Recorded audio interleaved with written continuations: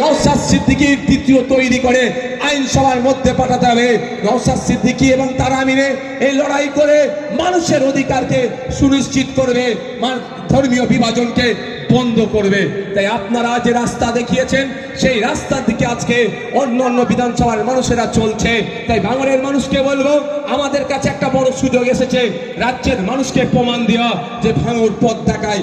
কেমন পথ? মমতা ব্যানার্জি যাকে নিজে বলছে তুই বোমা দিস, তাকে ভাঙড়ের বিধায়ক বানিয়ে, তাকে তৃণমূলের প্রার্থী বানিয়েছে, যাকে national human rights commission notorious criminal বলছে, কুখ্যাত দুষ্কৃতী বলছে, তাকে মমতা ব্যানার্জি ধরে ভাঙড়ের মানুষের মাথার উপরে বসাতে চাইছে। এখন ভাঙড়ের মানুষ আগামী 29 এপ্রিল এর জবাবটা দেবে, এর উত্তর দেবে, মমতা ব্যানার্জিকে দেবে, রাজ্যের মানুষের কাছে বার্তা দেবে। ভাঙড়ের পবিত্র ভূমিতে কোনো বোমবাদা লোকের ঠাঁই হবে না, ভাঙড়ের পবিত্র ভূমিতে ঠাঁই হবে না। এটা হবে তো নাকি ভাই?